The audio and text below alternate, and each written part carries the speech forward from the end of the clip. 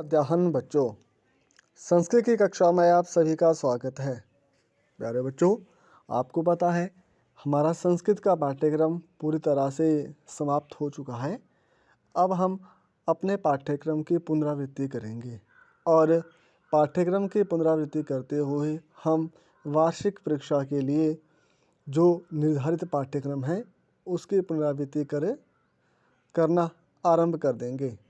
अब आगे कक्षा में हम पाठ 1 के व्याकरण भाग की पुनरावृत्ति करेंगे और पाठ 1 के व्याकरण भाग में हमारे पास धातु रूप प्रयोग है।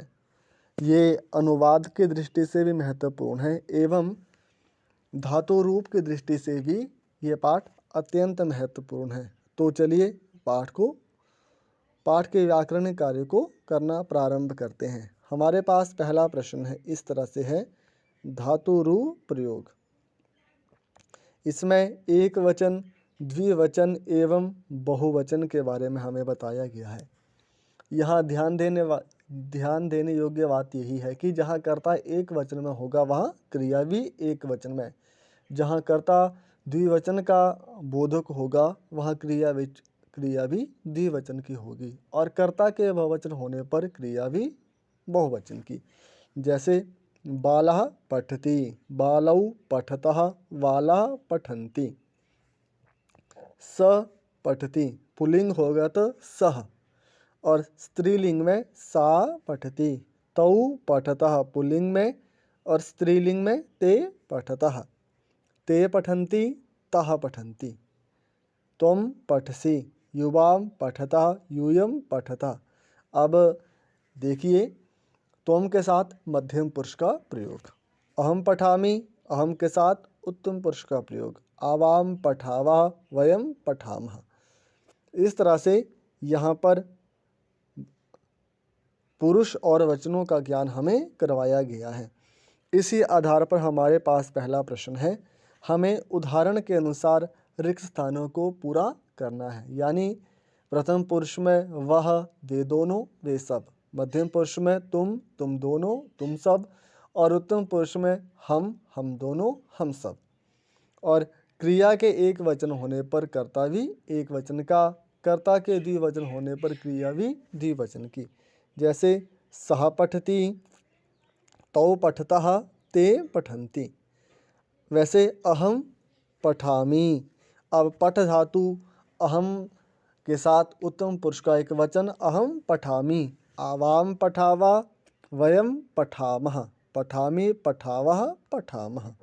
बालिका नृत्यति, बालिके नृत्यतः और बालिका नृत्यन्ति। त्वं धावसि, युवां धावतः, यूयं धावत्। जनः भ्रमति, जनौ भ्रमतः, जना भ्रमन्ति। गजः चलति, गजौ चलतः, गजः चलन्ति। चटका कूजति, चटके कूजतः, चटकः कूजन्ति। त्वं क्रीडसि, युवां क्रीडतः, यूयं क्रीडत्। इस तरह से इस प्रश्न में हमें यही बताया गया है कि कर्ता और क्रिया दोनों का एक वचन में होना अत्यंत आवश्यक है। अब प्रश्न नंबर 2 में नीचे वाक्यों को उचित धातु रूप के साथ हमें पूरा करना है। जैसे सिंहा गर्जती, अब गर्जन्ती क्यों नहीं आया? आपको पता है गर्जन्ती बहुवचन में है और बहुवचन का प्रयोग एक वचन में नहीं हो सकता है क्योंकि सिंहा एक वचन में है। वैसे ही दूसरा है वयम लिखामः, अब लिखामा क्यों आया? क्योंकि यह लिखत है और लिखत मध्यम पुरुष का बहुवचन है। आपको पता है वयम के साथ उत्तम पुरुष का प्रयोग होता है। तौ कौ स्तः, अब स्तः क्यों आया? क्योंकि अस्ति है, अस्ति एक वचन में है, स्तः द्विवचन में और संति बहुवचन में। तो तौ कौ क्या है? द्विवचन है, इसलिए स्तः का प्रयोग हुआ है। इससे आगे इस तरह से है लते नमतः, अब नमतः का प्रयोग क्यों आया है? नमता का प्रयोग इसलिए आया है क्योंकि लते द्विवचन है। लता लते लतः, नमति नमतः नमन्ति। नमत जो है वो मध्यम पुरुष का बहुवचन है। छात्रौ लिखतः, छात्रौ द्विवचन है इसलिए लिखती एक वचन नहीं आएगा, लिखतः। छात्रौ लिखतः। युवाम पश्यतः, अपश्यत क्यों आया? त्वम युवाम द्विवचन का प्रयोग है। पश्यामि पश्यावा पश्यामा, ये उत्तम पुरुष का, लिए उत्तम पुरुष का प्रयोग न होकर के पश्यत का प्रयोग होगा। प्यारे बच्चों, ये प्रश्न आपको तभी अच्छी तरह से समझ आएंगे और आप इनको परीक्षा में तभी अच्छे से कर पाएंगे जब आपको पुरुष और वचनों का ज्ञान होगा। मैं फिर से दोहरा रहा हूँ, प्रथम पुरुष, मध्यम पुरुष, उत्तम पुरुष। प्रथम पुरुष के शब्द कौन कौन से हैं जो निर्धारित हैं? वह, वे दोनों, वे सब। मध्यम पुरुष में तुम दोनों, तुम सब। और उत्तम पुरुष में हम दोनों, हम सब। अब अगले प्रश्न में हमें उदाहरण के अनुसार वाक्यों को पूरा करना है। जैसे लट लकार से लंग लकार में बदलेंगे। आपको पता है लट लकार का प्रयोग होता है वर्तमान काल के लिए और लंग लकार का प्रयोग होता है भूतकाल के लिए। सह पुस्तकम पठति, सह पुस्तकम अपठत। हमें केवल क्रिया को बदलना है और क्रिया पठति से बन गई अपठत। अब पठति एक वचन में है तो यहाँ भी एक वचन का प्रयोग होगा। तुम गच्छसि, गच्छसि को बदलेंगे तुम अगच्छः, तुम के साथ मध्यम पुरुष का प्रयोग। अहम चलामि, अहम अचलम। ते बालिका गच्छतः, ते बालिके अगच्छताम। यूयम नमत, यूयम अनमत। इस तरह से वह पुस्तक पढ़ता है, वह पुस्तक पढ़ रहा था। तुम जाते हो, तुम गए थे। मैं चलता हूँ, हम चले थे। वे बालिकाएं जाती हैं, वे बालिकाएं गई थी। आप नमस्कार करते हैं, आपने नमस्कार किया था। अब देखिए लट लकार से लंग लकार में परिवर्तित करने से वाक्यों का पूरी तरह से बदल जाएगा। अब नीचे वाले वाक्यों को भी हमें लंग लकार में परिवर्तित करना है। मैंने आपको थोड़ी देर पहले बताया कि लट लकार का प्रयोग वर्तमान काल के लिए, लंग लकार का प्रयोग भूतकाल के लिए। तौ पठतः, तौ अपठताम। ते चलन्ति, ते अचलन। ध्यान देने की बात केवल एक ही है, जहाँ क्रिया जिस वचन में होगी हम उसी वचन में बदलेंगे।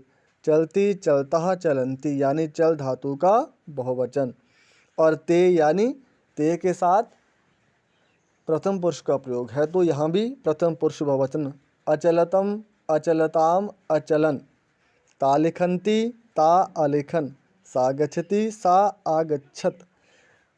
बच्चों एक बात आपको और ध्यान देनी है, आपको रटना नहीं है। व्याकरण को जितना आप समझ करके जिसका अभ्यास करेंगे भविष्य में आपको वो व्याकरण उतना ही लाभप्रद होगा। और आप प्रश्नों को रट डालेंगे तो एक परीक्षा में एक वर्ष तो आप अंक ले पाएंगे, परंतु रटने की प्रवृत्ति के कारण आपको उसका भविष्य में कोई लाभ नहीं मिल पाएगा।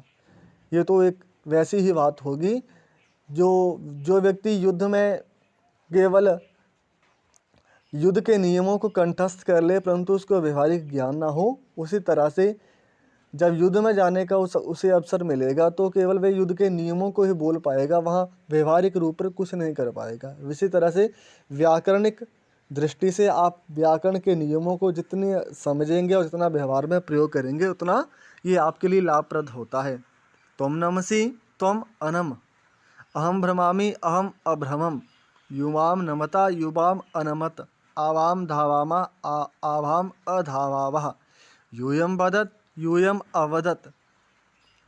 वयम चलामा, वयम अचलामः। इस तरह से हम लट लकार से लंग लकार में वाक्यों को बदल देंगे। तो आज की कक्षा में इतना ही पढ़ेंगे। गृह कार्य आपके लिए है, जहाँ मैंने आपको अनुवाद में पुरुष और वचनों के बारे में बताया था, आप उसकी एक बार पुनरावृत्ति करके इन प्रश्नों को खुद अभ्यास करने का प्रयास करें और किसी भी शंका समाधान के लिए आप मुझसे बात कर सकते हैं। धन्यवाद। शुभ दिवस।